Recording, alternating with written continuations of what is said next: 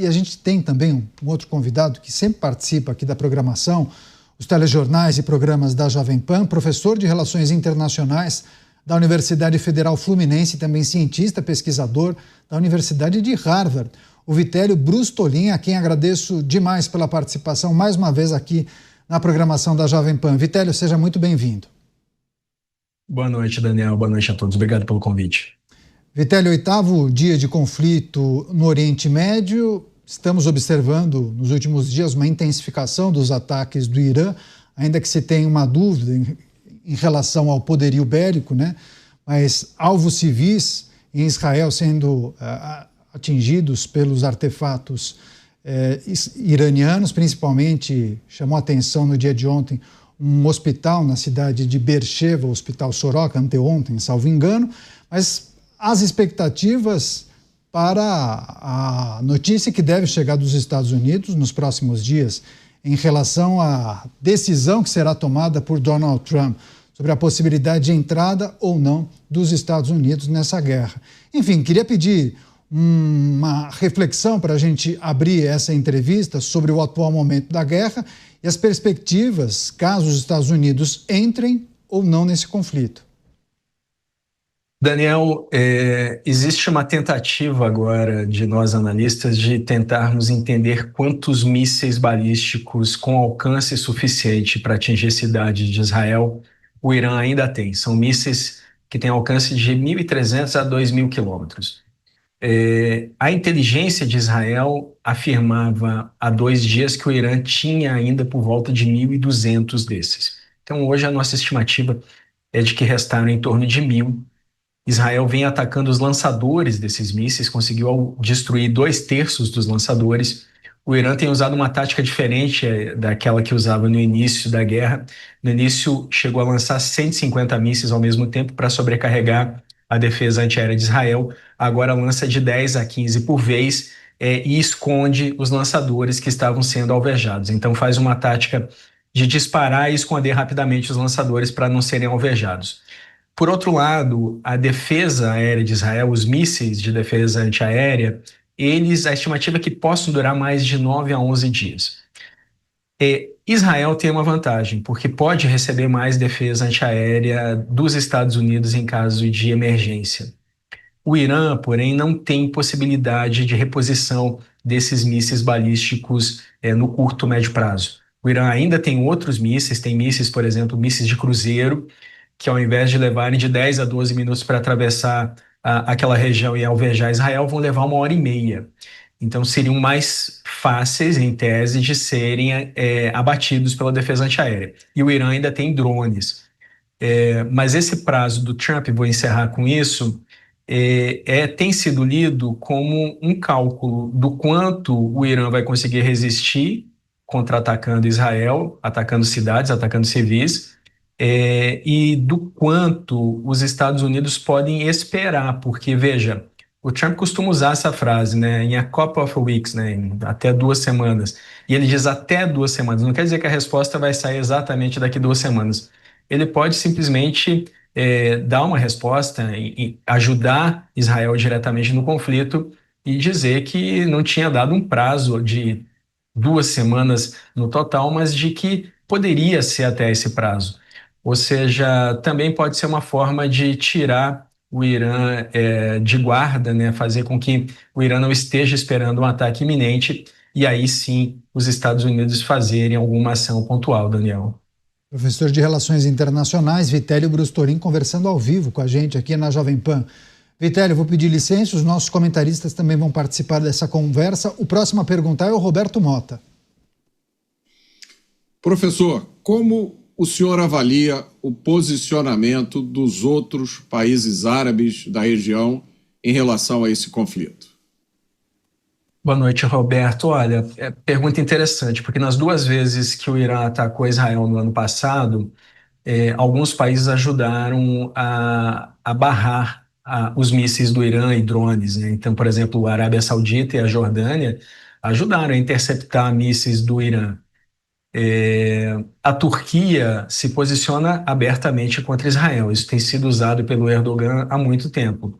Mas a Arábia Saudita ainda tem interesse em fazer parte do Acordo de Abraão, naquela mediação dos Estados Unidos para se aproximar de Israel. A Arábia Saudita teve uma aproximação diplomática com o Irã em 2023, mediada pela China, veja só, Roberto, pela China. Não quer uma guerra na região, já se posicionou, inclusive foi solidária ao Irã, mas ao mesmo tempo a Arábia Saudita tem como condição para se aproximar de Israel que os Estados Unidos ajudem no seu próprio programa nuclear, só que para fins civis. Então ninguém quer que o Irã tenha armas nucleares, nem a Turquia, nem a Arábia Saudita, nem ninguém da região, inclusive porque entre o Irã e a Arábia Saudita, por exemplo, existe uma rivalidade histórica. O Irã é um país xiita, a Arábia Saudita é um país sunita. A Arábia Saudita não quer que o Irã fique tão mais poderoso. A Jordânia é muito menor do que a Arábia Saudita economicamente, em termos de projeção de poder, mas ela está no meio do caminho dos mísseis e tem um papel importante, inclusive, para receber os palestinos. O Irã diz que protege, que defende a causa palestina, 70% da população da Jordânia é palestina. E aí tem ainda o Iraque, que depois da queda do Saddam Hussein se tornou um país xiita. O Saddam Hussein era sunita, se tornou um aliado do Irã. A Síria caiu, né? A Síria era uma aliada quando tinha o Bashar al-Assad, era uma aliada do Irã e da Rússia. Agora o novo governo, o Hayat Tahrir al-Sham, o al-Shara, é contra o Irã, justamente porque o Irã financiava a ditadura anterior. O Líbano não tem muito o que fazer, o Hezbollah perdeu muita força e o próprio Líbano não é contra Israel, é o Hezbollah que é contra Israel. E aí restou o Egito, que está aqui na ponta. Para dizer os principais, o Egito está mais preocupado com Gaza do que com o Irã, Roberto. Próxima pergunta é do Luiz Felipe Dávila, Vitélio. Professor, boa noite. Professor, parece que nessa guerra todo mundo tem um limite de potencial para levar uma guerra de longo prazo. O Wall Street Journal publicou hoje que a guerra custa para Israel coisa em torno de 200 milhões de dólares por dia. O Irã, como o senhor bem disse, tem uma capacidade limitada de lançar mísseis, cada vez menor. E os Estados Unidos, essa pressão da ala isolacionista do Partido Republicano, que não quer ver os Estados Unidos envolvidos em guerra. Então nós temos 3 problemas aí para resolver o conflito no Oriente Médio. Como o senhor vê essas 3 forças operando para que se atinja o objetivo militar fundamental, que é destruir o programa militar nuclear iraniano? Boa noite, Luiz. Pois vou começar pelo Trump, né? Ele prometeu que não entraria em guerras, não se afundaria, especialmente no Oriente Médio. Ele foi muito crítico à intervenção dos Estados Unidos no Iraque, por exemplo, sempre criticou a incapacidade dos seus antecessores de negociar, segundo ele. No Iraque, os Estados Unidos perderam 2 trilhões de dólares, mais de 4 mil vidas. Em 2002, o Netanyahu fez um pronunciamento ao Senado dos Estados Unidos dizendo que se o Saddam Hussein fosse retirado do poder, isso seria ótimo para o Oriente Médio. Mas o que aconteceu no final das contas foi que o Iraque se tornou um país xiita e o Estado Islâmico cresceu muito, especialmente no norte do Iraque, depois se espalhou pelo Oriente Médio, um grupo terrorista que se espalhou porque o Saddam Hussein combatia esse grupo. Então teve um efeito colateral grave. No Afeganistão também foi um desastre para os Estados Unidos, eles ficaram 20 anos lá, gastaram muito dinheiro, perderam vidas, e quando saíram, o Talibã voltou ao poder. E voltou tão ruim quanto era antes. Inclusive, agora as mulheres não podem nem falar nas ruas no Afeganistão, não podem trabalhar, não podem estudar, e agora não podem mais falar nas ruas. É um regime ainda por cima acusado de ser narcotraficante. Então, a base de apoio do Trump sempre foi contra esse tipo de intervenção e essas guerras. Agora veja só, Felipe, pode acontecer que os Estados Unidos façam apenas uma intervenção pontual, porque no ano passado, na Síria, os Estados Unidos lançaram 59 mísseis para ajudar a derrubar o governo do Bashar al-Assad, destruir os seus arsenais, e foi só isso, a guerra não escalou. Então pode ser que os Estados Unidos façam apenas, por exemplo, um bombardeio a Fordo, né, usando o GBU-57, que é uma bomba de 13 toneladas e 600 quilos, que só pode ser lançada de bombardeiros B-2 Spirit, que Israel não tem. Israel lança suas bombas GBU-28 e GBU-72 compradas dos Estados Unidos, lança do F-15, foi adaptado para isso. Agora, as outras questões, né? Desculpa me estender um pouco, a sua pergunta foi bastante complexa. Eu vou terminar dizendo apenas que para o Irã é uma questão de sobrevivência do regime do Khamenei, que está com 86 anos. Não é só uma questão do programa nuclear ser destruído. O Khamenei tem um regime muito impopular no Irã. Tem pesquisas que ouviram mais de 2.000 pessoas que mostram que 81% da população não gosta desse regime, só tem 15% de apoio, o que também não significa que a população apoia Israel, mas é contra o regime do Khamenei. E do ponto de vista de Israel, um ponto de vista existencial, né? Israel não vai tolerar que o Irã chegue perto de ter armas nucleares. Inclusive, embora 70% da população de Israel seria favorável a fazer uma paz com o Hamas em troca dos reféns, você não vê a oposição em Israel contra destruir o programa nuclear do Irã. Ninguém fala isso. Os deputados de oposição estão apoiando Netanyahu, inclusive o Lapid, que é líder da oposição. Então, para Israel, Israel vai investir nisso até conseguir atingir o seu objetivo, Luiz. Os caminhos possíveis e prováveis para esse conflito que entrou nesta sexta-feira em seu 8º dia. Próxima pergunta, Cristiano Beraldo. Professor, boa noite. Nós temos aí acompanhado já há bastante tempo o Irã atuando no financiamento desses grupos terroristas como Hamas, Hezbollah, Houthis e tal. Nessa situação em que o Irã se encontra, como o senhor acha que será o futuro desses grupos terroristas? Quem são os parceiros possíveis? Que risco eles representam? Não só a Israel, como sempre apresentaram, mas também, eventualmente, até o próprio Estados Unidos, que tem tido aí um protagonismo nesse enfrentamento do Irã. Pois é, essa é uma pergunta interessante, porque quando Israel ataca o financiador desses grupos, né, a estimativa é de que 70% dos recursos do Hamas eram provenientes do Irã. E esses mísseis, por exemplo, que os Houthis lançam contra Israel, mas também atacam com drones e com foguetes, embarcações na entrada do Mar Vermelho, esse equipamento todo é do Irã, né? Então, Israel, ao atacar o Irã, também está atacando o financiador, quem entrega os arsenais e treina, né? No Líbano, por exemplo, o Hezbollah nasceu como uma célula comandada pelo Irã, foi treinado pela Guarda Revolucionária Iraniana. Em 1982, quando faz os seus primeiros atentados, ele era ainda um grupo desconhecido que foi crescendo, sendo inflado pelo Irã. Então, ainda tem essa questão, né, da arquitetura que o Irã criou na região. É muito interessante quando a gente analisa isso pelo ponto de vista do direito internacional, porque o terrorismo internacional é proibido pelo direito internacional, pela Carta da ONU, por todos os tratados internacionais que nós temos. Mas o Irã abertamente criou um programa de política externa de financiamento ao terrorismo. Isso é fato, né? Abertamente. Inclusive, quando o Soleimani foi morto pelo primeiro mandato, o Trump, no primeiro mandato, mandou matar o general Soleimani, do Irã, que estava no Iraque, inclusive, ele era visto como um arquiteto disso tudo. Então, existe declaradamente uma intenção de um Estado soberano, membro da ONU, assim como é Israel, de destruir Israel. Realmente é uma questão muito séria, Cristiano. Se caso caia o regime do Khamenei, eu vou finalizar com isso, ainda tem a questão de quem ficaria no lugar dele, porque a sua pergunta envolve o dia seguinte, né?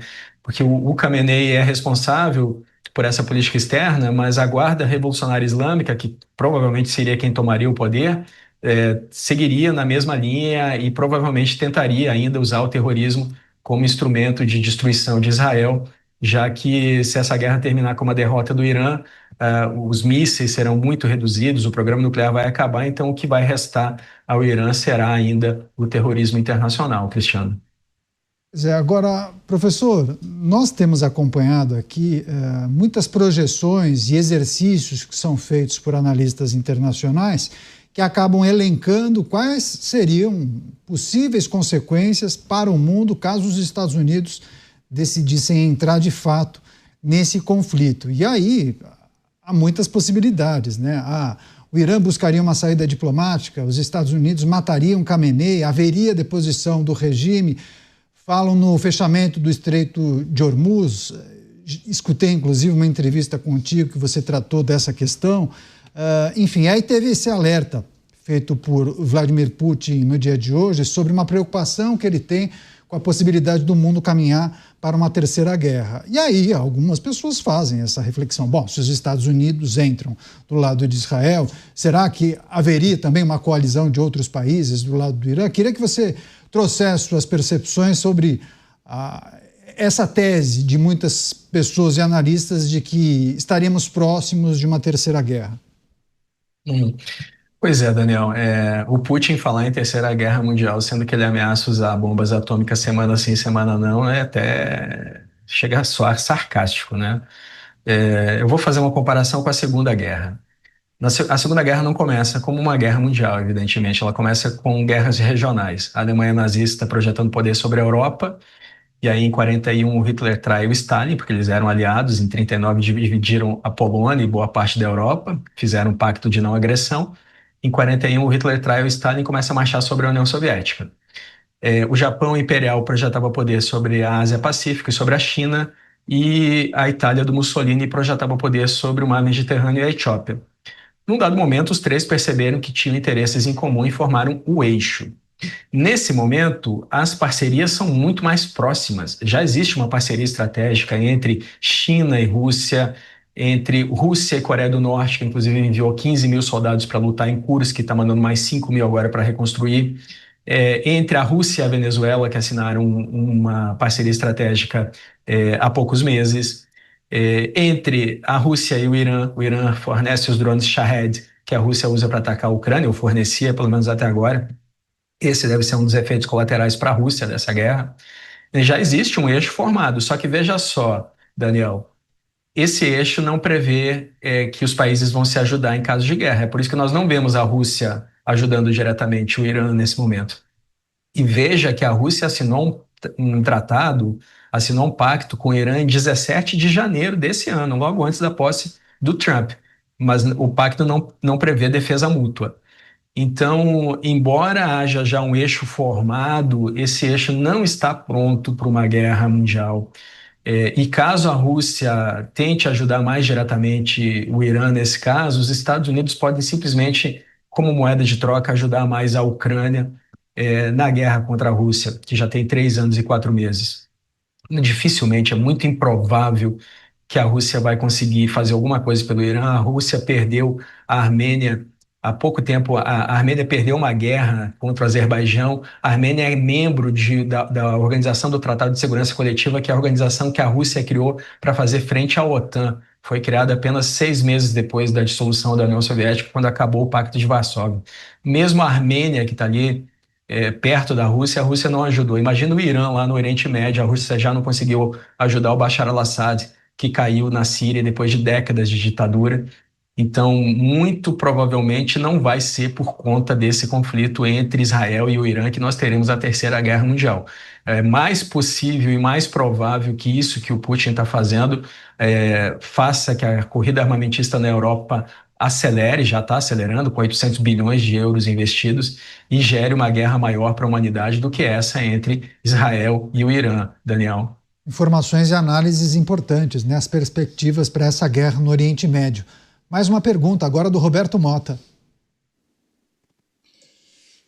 Professor, que sistema político prevalecerá no Irã, no final de tudo?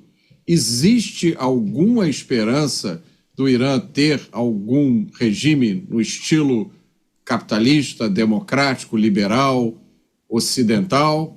Ou vai ser alguma variação de um regime autoritário? E o Irã vai conseguir deixar de ser uma teocracia? Qual é a sua visão sobre isso? Então, Roberto, são 2 perguntas.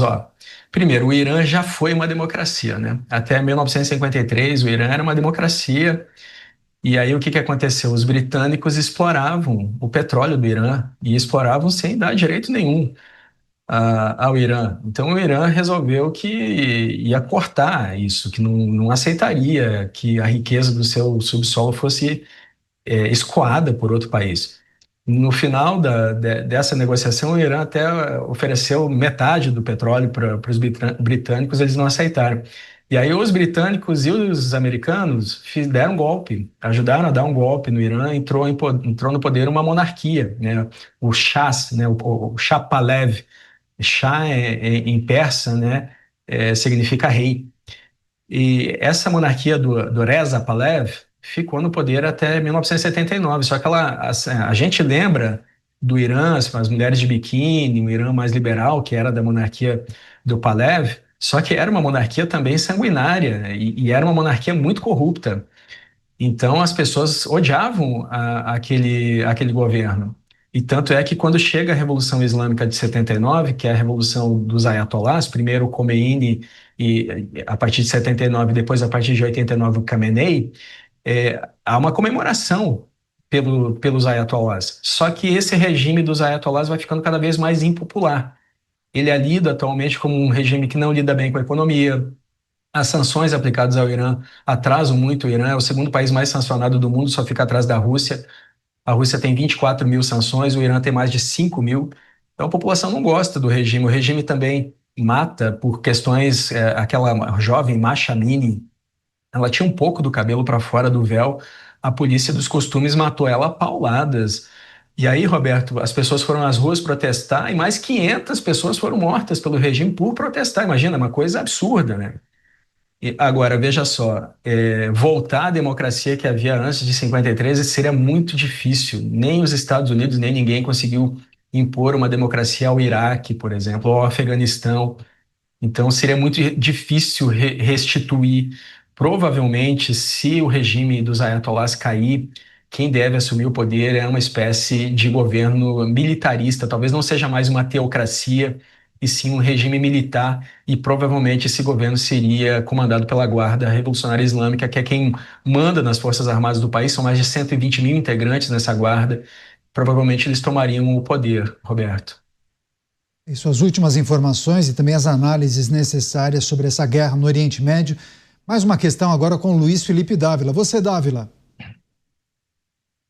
Professor, um fato curioso é que, apesar de toda a repressão, ditadura desse regime teocrático, existe uma sociedade civil dinâmica no Irã. E essa sociedade civil parece que começa a se mobilizar em torno de um segundo período pós-guerra no Irã. Esse movimento civil tem condições de amenizar ou democratizar ou liberar o próximo governo iraniano justamente para ter respaldo da população? Ou, como o senhor bem trouxe aqui há pouco, pode ser até uma ditadura mais militarista e menos teocrática? Qual é a chance dessa sociedade civil que foi sufocada durante tanto tempo passar a ter uma voz importante para legitimar o próximo governo do Irã? Olha, Luiz, isso ainda está um pouco longe na nossa perspectiva, né, de análise de cenários, mas veja só, para a população do Irã conseguir derrubar esse regime opressor, né, que é mantido no poder pela força, né, a população teria que ter armas, né? E aí já tem uma crítica ao Netanyahu porque ele estaria dando armas, municiando grupos que se insurgem contra o Hamas na faixa de Gaza. A oposição está toda no pé dele. O Lapid acusou ele de dar armas, primeiro de ter ajudado o Hamas e agora de ajudar uma milícia que no futuro pode se insurgir contra Israel.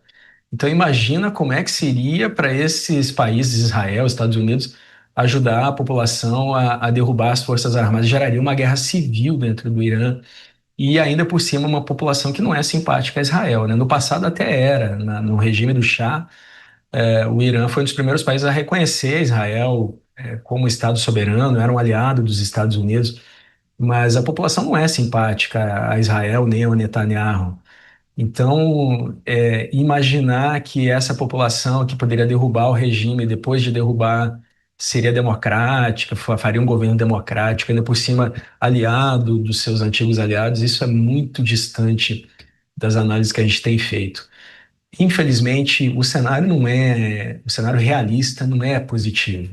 Mesmo com a queda do Khamenei, que está aí com 86 anos, não tem sucessor, não pode fazer o filho dele, o Mojtaba Khamenei, sucessor, porque é um regime que se impôs contra uma monarquia. Então, imagina o que seria o Ayatollah fazer o filho dele como líder, né? É muito difícil que a população consiga retomar as rédeas do país e controlar o país. A gente não viu isso no Iraque, não viu no Afeganistão, não viu na Síria, apesar da Síria estar agora novamente aliada dos Estados Unidos, pelo menos por enquanto. Não sabemos muito o que esperar do HTS, mas estamos observando. Mas provavelmente a gente não vai ver isso também no Irã, Luiz Felipe. Pois é, as muitas facetas e também aspectos que a gente precisa debater e analisar nesse conflito que acontece no Oriente Médio. Recebemos o professor Vitélio Brustolin, de Relações Internacionais, sempre colaborando com a gente aqui na Jovem Pan. Professor, grande abraço, viu? Bom fim de semana e até breve. Obrigado pelo convite. Bom fim de semana a todos.